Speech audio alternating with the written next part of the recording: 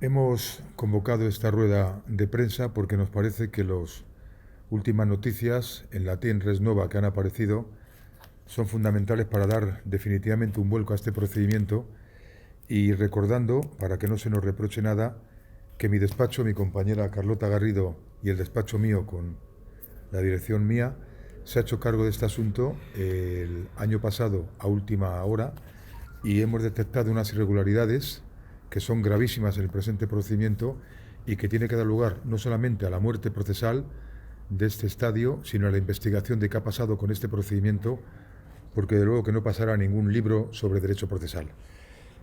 Hay que recordar que Feliciano Miguel Rosendo da Silva se encuentra en prisión preventiva desde hace 3 años y medio prácticamente, prisión preventiva en la que el Ministerio Público ha presentado escrito de acusación hace escasas fechas, es decir, ha estado sin acusación formal, únicamente con un procesamiento durante este tiempo, cosa absolutamente incomprensible y novedosa en los anales de los tribunales europeos y mundiales. En el caso Madoff, por ejemplo, en 2 meses se le condenó a 100 años de prisión, en este caso va a ser absuelto seguro. Y lo más sorprendente es que el juzgado de instrucción de Tui tuvo durmiendo el sueño de los justos este procedimiento desde que se dictó el auto de procesamiento sin ningún tipo de actuación, aunque le echen la culpa a una jueza sustituta. Para mí los jueces no tienen cara, es el juzgado el que tiene la obligación y el deber de cumplir con sus obligaciones. Ha estado un año con un auto de procesamiento sin tramitarse, que nos parece francamente grave. Durante este procedimiento se inicia con una denuncia que formula un sacerdote en base a una información de un detective, mejor dicho, no sé si es detective o es pseudodetective, pero el informe que ha hecho hace aguas por todos los sitios. Ahora entraremos en el fondo de este informe y da lugar a que se ponga en marcha toda la maquinaria judicial. En este caso nos sorprende, y nosotros no fuimos en su día abogados, nos hubiéramos opuesto a que los padres de 2 de las acusadas se personen como víctimas, cuando las víctimas serían ellas en el procedimiento, y las que tendrían los derechos como perjudicadas a personarse, y sin embargo son acusadas en este procedimiento, en este caso investigadas o imputadas conforme con la terminología anterior, y resulta que los padres acusan a las hijas en nombre de las hijas como víctimas. Es decir, entiéndaseme que este es un juego de palabras de muy difícil inteligencia. Si las víctimas son ellas, Ivana y su otra compañera, ¿cómo puede el juzgado admitir que se persone su padre en nombre de ellas? Ellas son mayores de edad, no son personas que estén declaradas incapaces y, por supuesto, la condición de perjudicada sería de ellas. Y encima, que los padres les acusen. Como han visto que esta acusación también no tiene ningún sentido, ahora intentan personarse como acción popular, 3 años después de este procedimiento. Lo importante es que el Ministerio Fiscal ha presentado escrito de acusación en el que sorprendentemente retira de la acusación a Carmen, la mujer de Miguel, y a sus 2 hijos, entre ellas a su hija que tiene una discapacidad grave, a pesar de todo ello, y después de tenerlas imputadas en el procedimiento, procesadas y ratificando y pidiendo su procesamiento ante la audiencia, el Ministerio Público sorprendentemente da un giro para atrás y a raíz de que hemos dado la cara públicamente ya, pues supongo que el Ministerio Público ha reconsiderado todo y las ha retirado de su acusación, lo cual nos parece sorprendente que estén imputadas durante 3 años y 2 meses y ahora resulta que quitan del medio a la familia y también a otra a Marta, de las que en su día fueron imputadas. En este caso, únicamente pide a las consagradas por asociación ilícita 2 años de prisión, lo pide sabiendo que esto no se cumple para intentar que haya una conformidad que no va a haber. Aquí no hay negociación, no se puede negociar lo innegociable. Y en este caso, pues se van a Lima y a otras personas les sigue pidiendo únicamente este tipo de hecho delictivo. Como luego hablarán ellas, se han tenido algunas de ellas que presentar los días 1 y 15 de cada mes como, entre comillas, presuntos criminales ante un juzgado para su libertad provisional y luego se les retira la acusación y no hay ningún tipo, por lo menos, de disculpa, que se diga, mire usted, me he confundido o por qué me he confundido, que nos gustaría conocerlo. Se ha presentado con un escrito de libertad provisional que hemos presentado hace 2 días un informe de la compañía de detectives privados OPF de analistas, un informe en el que se hace una investigación y un examen contracrítico de cómo comienza este procedimiento. En este informe, las conclusiones a las que se llegan es que los detectives que hicieron el primer informe a instancia de los padres de unas de las víctimas, supuestas víctimas, que por supuesto hay que dejar constancia que cuando ya tienen absoluta libertad, según la Fiscalía, pues no han dicho que estén abducidas ni seducidas. Luego entramos en otro informe pericial. Entonces, este informe dice que el contrainforme que hemos presentado nosotros por OPF establece como conclusión que el informe que da lugar a que este sacerdote inicie este procedimiento y la denuncia es un argumento novelesco más que indagatorio, puesto que el detective enmarca la orden y mandato en una novela de tintes policíacos. Dice además que el informe tiene elementos coincidentes con una novela.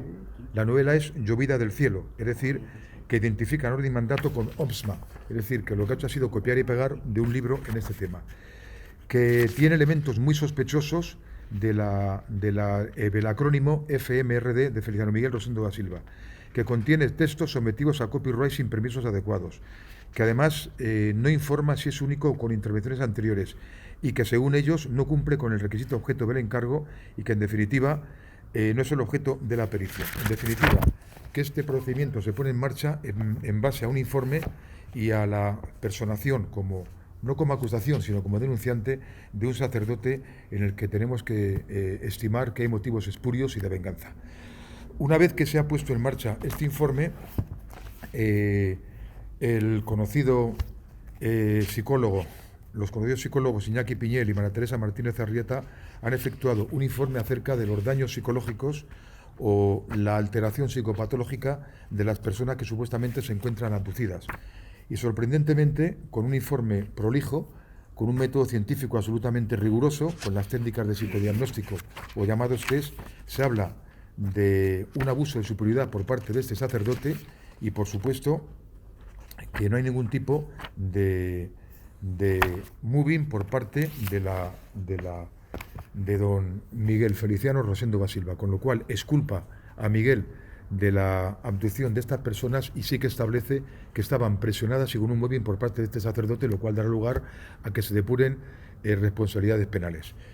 En definitiva, creo que este es el contexto donde nos encontramos ahora mismo actuando y que de forma telegráfica serían tres motivos. Primero, nulidad de este procedimiento, porque lo que mal empieza, mal termina, male captus benevententur.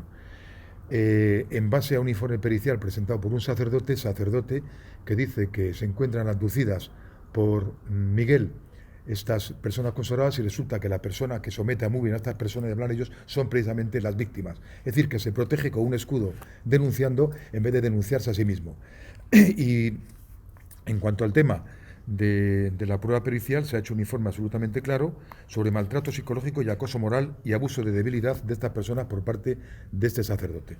En definitiva, creo primero que lo mejor que podemos hacer es, cuando llegue nuestro perito, que les conteste a ustedes a cualquier tipo de investigación. Los detectives privados no han podido venir porque tenían actuaciones ante otros procedimientos y está firmado por el detective privado, dos detectives privados que han hecho este informe absolutamente claro. Lamento y me tienen que disculpar de no entregarle copia de este informe porque está presentado ante la autoridad judicial y en cuestión de unos días, cuando tengamos la resolución de la libertad provisional, que espero que haya libertad provisional y, por supuesto, sin ningún tipo de fianza, sino medidas cautelares de presentaciones, se lo entregaremos porque tenemos respeto a la autoridad judicial, al Ministerio Público y creemos que son ellos los que tienen en primer lugar que decidir. Con mucho gusto se les entregaría, pero en definitiva ya tienen conocimiento de este contenido. Segundo punto importante, el hecho de que no ha habido ningún tipo de lesión psicopatológica en las personas abducidas que denuncian a sus padres, con lo cual las víctimas no son los padres, sino que serían supuestamente ellas, pero sí que son víctimas, no víctimas de Feliciano Miguel Rosendo da Silva, sino víctimas de ese sacerdote como figura en este informe. Y en tercer lugar, lo más importante es que este procedimiento ha estado tramitándose 3 años y pico y 4 meses sin escrito de acusación del Ministerio Fiscal, que el Ministerio Fiscal ha cambiado su criterio en cuanto a que pide que se procese y ratifica el procesamiento de todas estas personas y sorprendentemente retira a Marta, retira a Carmen y a sus 2 hijos de la acusación, sin pedir ningún tipo de disculpas o por lo menos motivarlo. ¿En base a qué? Porque no hay ningún hecho nuevo. Lo que había es lo que hay.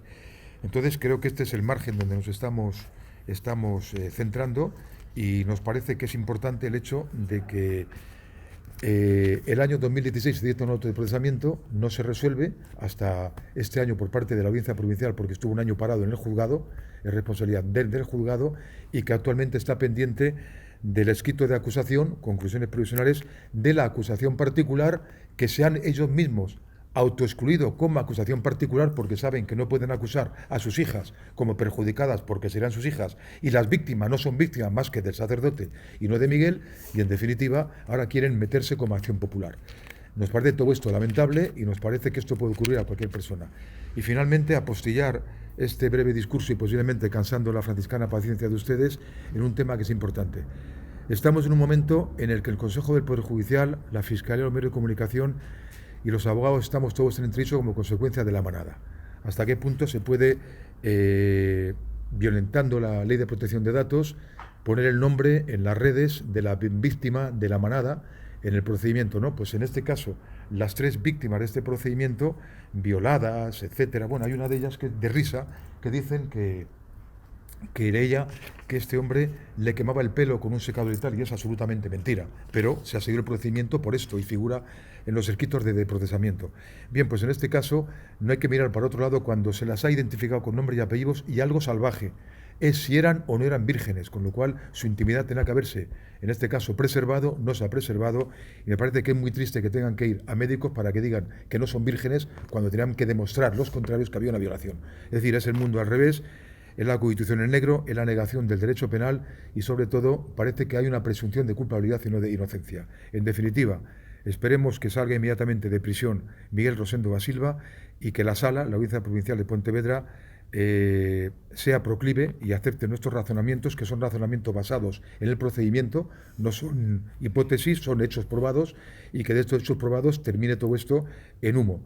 ¿Cómo se va a arbitrar? Cuando nos den traslado para formular el escrito de conclusiones provisionales, calculo que en cuestión de 15 o 20 días, presentaremos lo que se llama un artículo de previo pronunciamiento del artículo 666 de la Ley de Enjuiciamiento Criminal, pediremos vista, y en esa vista lo que la Sala tendrá que decidir si el procedimiento es nulo, y si es nulo no se puede continuar adelante como ha habido en otros procedimientos.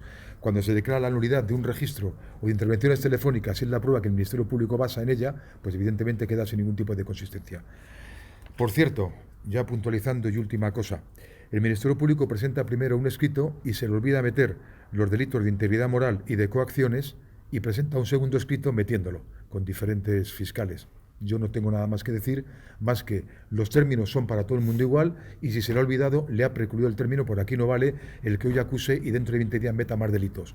No metían los delitos de integridad moral y de coacciones en el primer escrito, en el segundo sí, y ahí no entramos más en lo que ha ocurrido con la Fiscalía. Muchas gracias. Está aquí Carmen, que es la mujer de Miguel, que es la que me legitima a mí para hablar en nombre de su marido. Está Miguel in pectore, en esta silla que está vacía, pero que tenía que estar aquí él también hablando.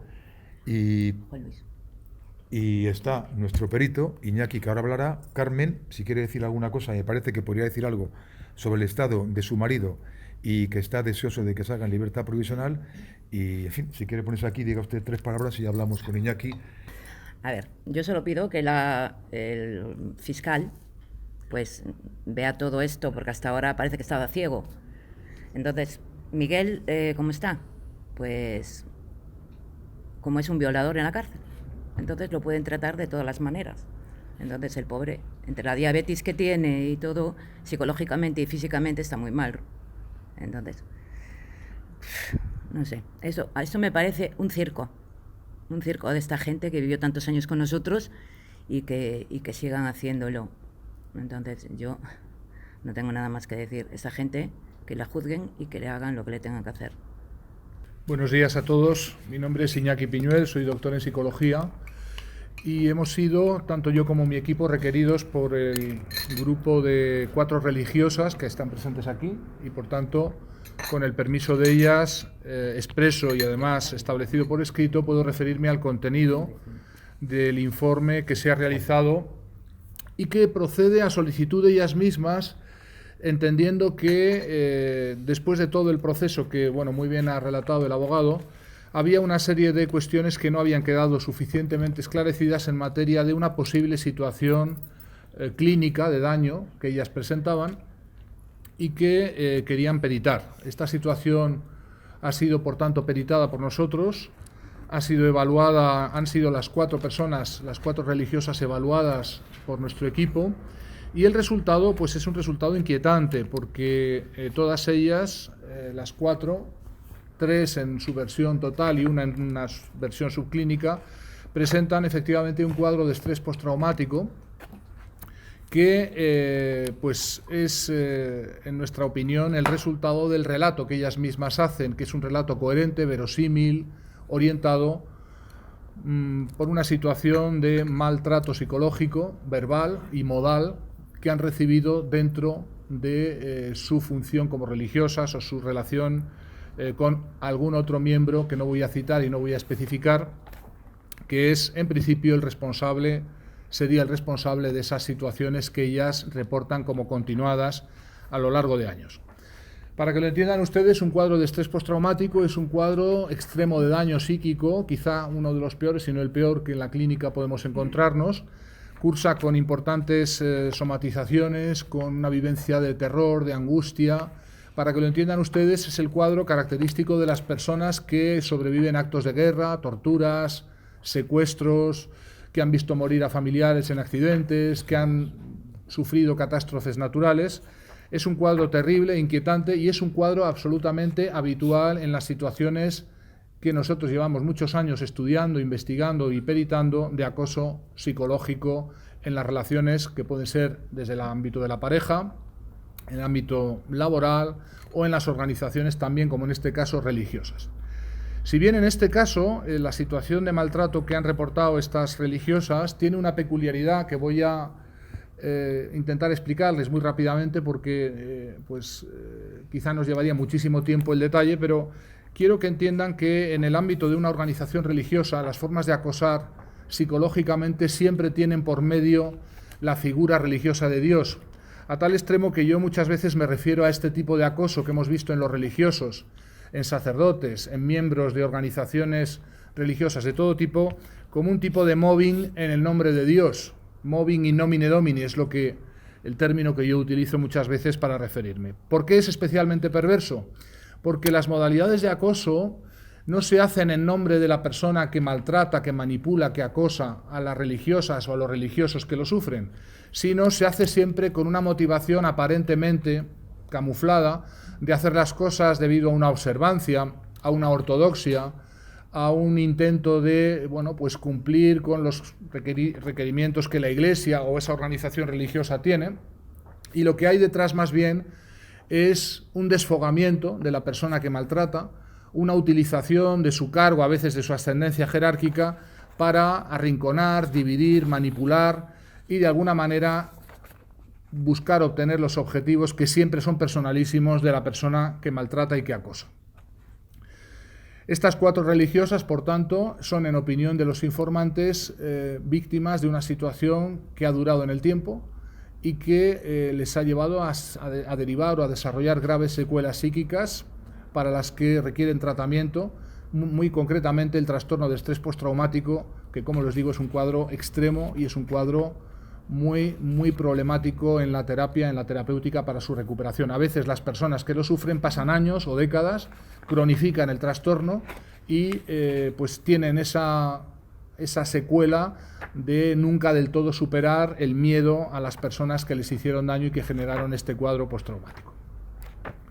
Por tanto, yo no tengo mucho más que decir en esta materia. Los datos referentes a la identificación de personas quedan, por supuesto, cubiertos por el secreto, y solamente nos referimos a lo que ellas, las 4 religiosas, nos han autorizado a declarar en esta rueda de prensa, es la manifestación del daño y su probable causa, en nuestra opinión, en una situación habitual, repetida, de maltrato psicológico, que en el mundo laboral se conoce como mobbing, en el mundo escolar se conoce como bullying. Habría que quizá inventar el término para comenzar a hablar de tantos casos de acoso que suceden en las organizaciones religiosas, tantas situaciones que pasan todavía hoy, como en su momento pasaron las laborales y las escolares, por ser clandestinas, por no ser identificadas o denominadas, y eso pues genera muchísimo sufrimiento a personas que están en este entorno religioso.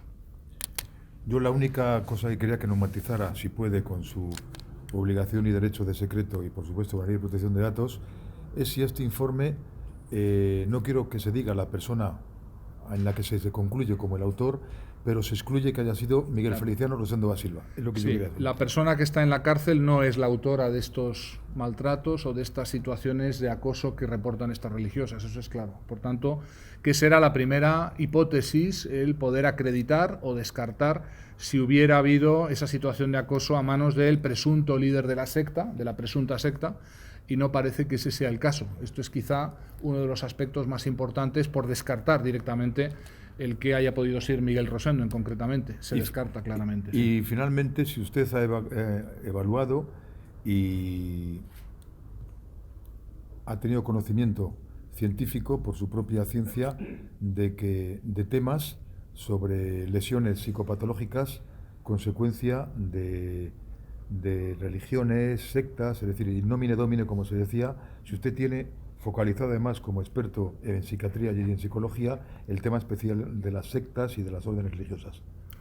Bueno, las manifestaciones, como digo, del acoso cuando ocurre en una organización religiosa tienen especiales características que, por ejemplo, no tienen en el mundo del trabajo o en el mundo escolar, pero comparten muy claramente las secuelas, la clínica, que es una clínica común, un trastorno de estrés postraumático no tiene sabores ni colores, es igual para quien lo sufre, pero en el ámbito de supuestas sectas aparecen otros condicionantes, otras situaciones que agravan, por supuesto, la reducción de la información, la focalización, la inescapabilidad con la que pueden vivir estas personas las situaciones de acoso cuando se dan en organizaciones de este tipo que caracterizamos como sectarias. Pero quiero decir también que esta evaluación y este informe que se ha hecho no era un informe que buscara establecer si la organización en la que se encontraban era o no era una organización sectaria, no ese es el objetivo, sino evaluar un daño que las religiosas creían que presentaban, y así ha sido, lo han presentado, lo presentan,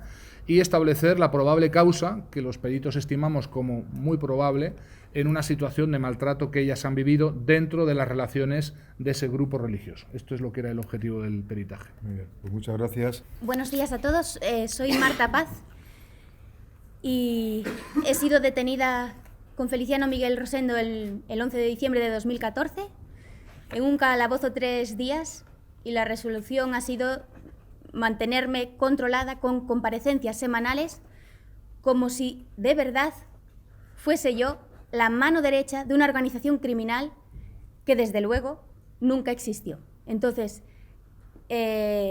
pues he ido a firmar semanalmente durante 3 años y 2 meses y después he estado en el auto de procesamiento, procesada, 1 año y pico el proceso judicial ha estado detenido y después de ese año y pico resulta que nadie me llama a juicio oral porque no hay acusación sobre mí.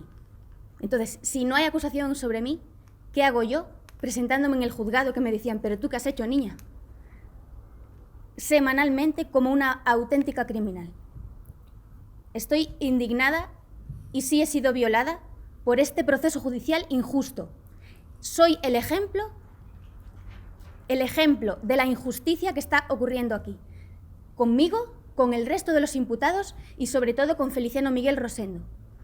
Entonces, me alegro mucho de que se haya demostrado al menos que no hay acusación sobre mí, porque todo ha sido un montaje. Entonces, ¿qué estará ocurriendo con el resto de mis hermanas consagradas, que no somos ni adeptas, ni estamos abducidas, ni mucho menos, ni nadie me va a explicar a mí que si mi consagración es o no verdadera?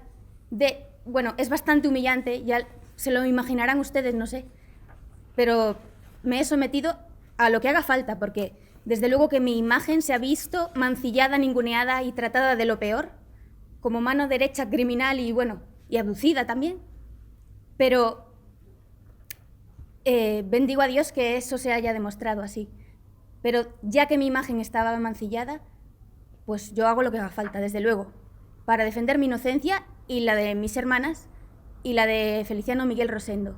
Entonces me he sometido a 2 peritajes psicológicos, a un peritaje ginecológico y entiendo que, bueno, no sé qué más habrá que hacer, no sé qué más habrá que hacer. Desde luego, no sé si les vale o no les vale, porque mi voz y mi palabra, como tengo el cartel de abducida, pues es una pena, es un dolor para mí, es una humillación para mí, es violencia de género, porque he dicho siempre que no me ha tocado Feliciano Miguel Rosendo. Y no es no. ¿No suena la frase? Pues si vale para otros casos, por favor, escúchenme y créanme. Muchas gracias. Buenos días a todos. Primero quiero darle gracias a Dios. Nombre. Yo soy Ivana María. Apellido. Le quiero dar gracias a Dios porque por fin se da luz a la justicia. Y bueno, quiero decir que hoy quede bien claro aquí que el instigador de todo esto ha sido Isaac de Vega-Darribas. Esa es la persona que no da la cara, que está enmascarado, pero creo que a partir de hoy dará luz a su rostro porque no le va a quedar otra, porque se hace justicia gracias a Dios. Y los que, por desgracia, porque esto es inhumano, los que han mantenido la acusación sobre todo lo que sobrecae sobre mí son José Manuel Lima Iglesias y Mari Carmen Santana, los que se supone que son mis padres. No quiero decir nada más, que se haga justicia, porque esto es una gran injusticia, inhumana. Y Isaac de Vega-Darribas, que dé la cara, es el instigador de mis padres y de todos los padres de las consagradas, los que han llevado todo esto a los medios de comunicación, a todos ustedes, que yo les respeto y hacen su trabajo, pero les han mentido. Isaac de Vega, junto a mis padres y los padres de todas mis hermanas, les han mentido y engañado. Y doy gracias a Dios otra vez por los abogados, don Marcos, doña Beatriz, mi abogada, y también le doy gracias al médico don Iñaki y... ¿Perdón? Al psicólogo, perdón. Y a Carlota. Y a Carlota, por supuesto. Y bueno, y a todas las personas que gracias a Dios nos están ayudando a dar luz a todo esto. Gracias a todos. Buenos días, yo soy Iria Quiñones y estoy imputada todavía, después del escrito del fiscal, por asociación ilícita, porque era una de las superioras de la comunidad de consagradas. Y pues eso, quiero decir que es una vergüenza que a día de hoy lleve 3 años y pico imputada en un proceso en el que los denunciantes son mis padres. Pues eso, que es una situación en lo personal. O sea, es que a mí ya la situación procesal me da bastante igual, porque yo no he pertenecido a ninguna asociación ilícita, no he manipulado a nadie ni he sido manipulada. Y pues hacemos peritajes psicológicos o hacemos lo que haga falta porque la verdad al final va a prevalecer.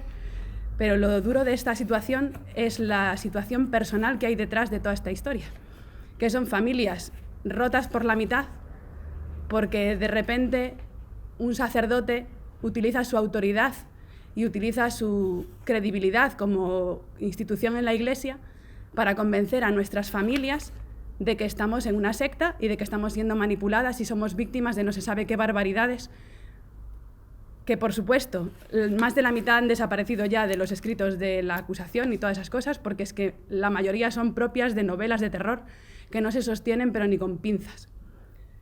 Pero la realidad es que detrás de toda esta historia hay un sufrimiento personal y familiar que estamos viviendo, de que nuestros propios padres son los acusadores de Miguel Rosendo y de todas nosotras. Y creemos que es una situación que se tiene que terminar. De hecho, pues como explicaba Marcos, pues parece que ahora la acusación particular se retira del asunto porque no tienen por dónde ir, porque no son víctimas de nada, porque nuestros padres quieren retirarse del proceso, porque las víctimas no son ellos, porque aquí no hay víctimas, y si hay víctimas somos nosotras, pero no de lo que Miguel Rosendo haya hecho con nosotras, sino de lo que todo este proceso está suponiendo, que no podemos tener una vida normal, que se nos ha tachado de abducidas y de locas, y que pues es muy difícil quitarse eso de encima ahora, ¿no? Porque es muy difícil. Una vez que han dicho que tu voz no vale nada, pues de repente, o sea, que alguien te escuche y que piense que eres medianamente libre y normal, pues nos está siendo verdaderamente muy difícil. Y eso no es justo, porque rompe nuestra dignidad y nuestra honor como personas. Buenos días a todos. Yo soy Isabel Montes Fernández, sobrina de Miguel. Bueno, lo más que ha pasado en este proceso es que yo durante estos 3 años y medio nadie me llamó a declarar, llevando una residencia de ancianos, siendo madre superiora como lo es Ivana y Iria en el convento de Vilariño y después aquí en Bustarviejo, durante 8 años que llevo trabajando. Una tercera persona ha dicho que Miguel me quemaba el pelo, me discriminaba, me maltrataba, me daba puñetazos para que yo siguiera siendo religiosa, a lo cual ya digo que no. Por supuesto que Miguel no hizo nunca nada de eso conmigo, pero ni siquiera me han venido a preguntar. Y yo le pregunto al señor fiscal, ¿qué ha hecho? Porque a mí me discrimina él, porque me ha quitado mi voluntad y porque me tacha de loca. No lo soy. O sea, ¿cómo se puede mantener en la cárcel a un hombre 3 años y medio sin venirme a preguntar a mí si eso era cierto o no? Le imputan un delito que yo digo que no, pero es que no, ni siquiera me preguntan, ni me conocen. Vamos, no me quieren conocer. Llevo una residencia de ancianos, 51 abuelos y sus familias. Llevo 8 años. Con esto, ¿qué hago ahora? ¿Quién me ha pisoteado? ¿Quién ha mancillado mi vida, mi dignidad? Pero sobre todo, ¿cómo, con algo que yo no he dicho, permite el señor fiscal mantener a Miguel 3 años y medio en la cárcel? No lo entiendo. Me parece vergonzoso el escrito del fiscal. Me parece denigrante lo que han hecho, pues, estas personas en la tele con mis hermanas. Han mancillado nuestra dignidad, nuestro nombre, han tirado nuestras vidas al suelo. ¿Y ahora qué hacemos? Por supuesto que voy a defender principalmente mi dignidad y la libertad de Miguel, porque nunca ha hecho nada de lo que dicen. Yo estaba allí y nadie me vino a preguntar. Nadie. Gracias. Buenos días, yo soy Lorena García Iglesias, soy la hija del portavoz de Joaquín García. Me he sometido a 2 peritajes psicológicos porque nuestros padres, empezando por el mío, que es el portavoz, hicieron una campaña en la que utilizaron a los medios de comunicación para decir que estamos abducidas y han hecho que nuestra palabra no valga nada. Han silenciado nuestra voz porque saben la verdad que hemos vivido.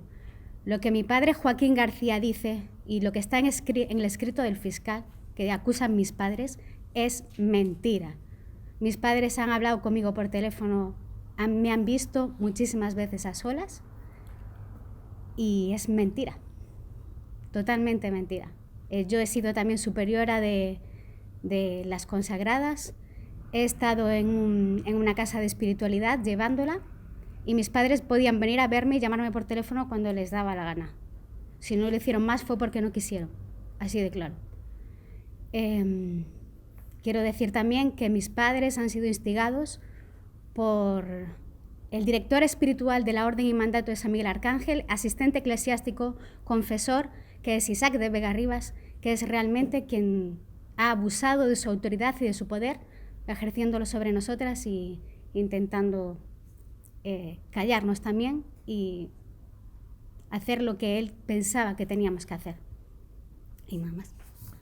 ¿Alguno de ustedes quiere formular alguna pregunta para el señor perito, para las consagradas o para nosotros, para la mujer? Sí.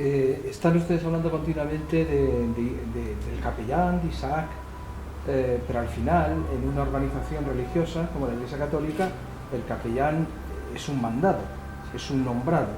Por encima de él hay la responsabilidad que todos sabemos en la Iglesia que le corresponde al titular, al obispo titular del lugar, que es Monseñor Quinteiro. ¿Cómo ven esa situación? Tanto por parte del perito como por parte suya. Es decir, ¿cuál es el papel que está jugando el obispo en este tema? El obispado está en este procedimiento convocado como responsable civil subsidiario.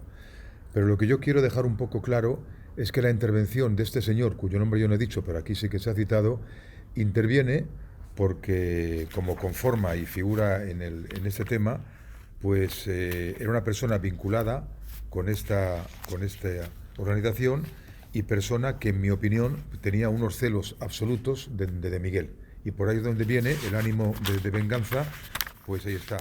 Este señor era conciliario y tenía celos con el fundador, que era Miguel. Es el espíritu de todo este procedimiento y, en definitiva, qué más da que fuera sacerdote, que fuera conciliario, confesor. Es una persona que denuncia estos hechos en base a un informe de unos detectives que es, en el mejor de los concepciones o hermeneusis, un pseudoinforme sin ningún tipo de rigor científico, como hemos dicho anteriormente, que contiene además relato novelesco sacado de libros y que no tiene ningún tipo de rigor. Esto se desmonta, y como se desmonta desde el principio, si desmontamos que la persona que lo ha hecho tenía interés espurio, que los documentos que presenta no tienen ningún tipo de rigor científico, y además que las víctimas no son los padres, sino que son ellas, y no son víctimas, sino que son denunciadas. En definitiva, creo que el tema está claro.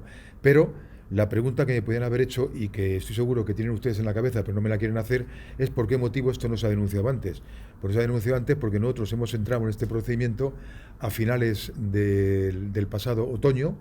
Hemos visto cómo estaba todo, nos desplazamos a Tui para hablar con su señoría, para explicarles que nos parecía absolutamente irregular y fuera del Estado de Derecho un año con el procedimiento paralizado, y nos encontramos con otro tema peor, y no quiero ser demasiado cáustico, ni críptico, ni ácido.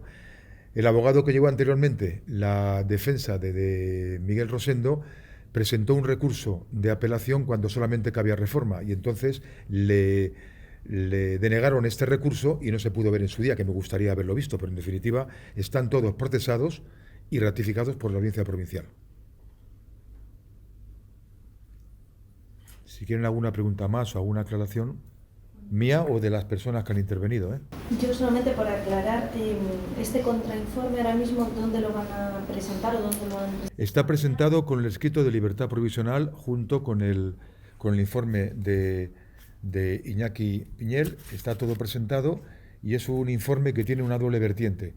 Es un contrainforme, que es un informe crítico referente al informe primero que da lugar a la incoación de las diligencias, examinando que tiene falta de rigor científico y falta de rigor como detective. Por supuesto, como no se ha hecho conforme con las normas del protocolo, será objeto de una denuncia ante el correspondiente colegio. Y finalmente es un informe en el sentido de cómo tenía que haberse hecho este protocolo y por qué no se ha seguido una serie de actuaciones procesales una vez que se le dio este informe. Pero también incluye el informe psicológico. Sí, el informe psicológico. Están incluidos los dos. El informe que hace Iñaki Piñel y María Teresa Martínez Arrieta y Marque de Prado, y el informe que hacen los peritos, los dos detectives privados de OPF. Es decir, que por una parte va el informe pidiendo la nulidad del procedimiento porque ha empezado mal y es un informe irregular. En segundo lugar, demostrando que la persona que lo presenta, lejos de ser un denunciante ante alguna noticia de un hecho delictivo, es una persona que está involucrada en el procedimiento y que además tiene motivos supuestos espurios y de venganza. Y el segundo informe, en el que, lejos de existir una agresiones psicopatológicas a las consagradas por parte de Feliciano Miguel Rosendo da Silva, no es el autor, se excluye y se concluye que ha sido esta tercera persona, especificando conceptos, fechas, datos, detalles, cómo se hacía. Es decir, está todo relatado, una relación perfecta fáctica, y luego su correspondencia en cuanto a la psicopatología. ¿Por qué motivo hay un estrés postraumático continuado, como decía muy bien el doctor Iñaki y su compañera María Teresa, como consecuencia de las grandes tragedias que está definido, como todos sabemos, en la literatura científica americana, desde el profesor Theodore Milón, a quien tuve y tengo el honor de haberle visto con 92 años, hace 4 años, y muchos más. Son las grandes tragedias y producen este efecto psicopatológico que, además, en principio, salvo que se me diga lo contrario, no tiene vuelta atrás, va a perdurar prácticamente toda la vida. ¿Y ante qué autoridad judicial se presenta este contrainforme? Se presenta ante la Audiencia Provincial, que ahora mismo de Pontevedra es la que está tramitando el procedimiento. El Ministerio Fiscal ha presentado escrito de conclusiones provisionales en la forma en que hemos dicho, 2, 1 y el segundo por olvido de 2 delitos, y ahora está pendiente de que lo presente la Acción Popular, que ahora quiere convertirse y reconvertirse, como han visto que se le iba a impugnar la condición de perjudicada, porque perjudicadas eran ellas, víctimas, y como no son víctimas de sus padres. y de la acusación injusta, pero como ellas no son víctimas de nada y sus padres no pueden arrogarse un papel que no tienen, porque ellas no están ni incapacitadas ni son menores de edad, pues resulta que ahora ya les quitan la acusación como particular, como perjudicadas víctimas, y se convierten en acción popular, cosa extraña después de 3 años y pico de este procedimiento, y que no tenía que admitirse en ningún modo porque es un fraude de la ley y un fraude procesal. Y luego, eso sí, no podemos dejar de decir y adelantar que se van a exigir todo tipo de responsabilidades a los padres, las acusaciones, etcétera, porque en definitiva es un tema muy grave, muy delicado, y en el Estado de Derecho, como decía el magistrado presidente de la Sala Segunda del Tribunal Supremo, Enrique Ruiz Vadillo, en el caso Naseiro, no todo vale en el Estado de Derecho.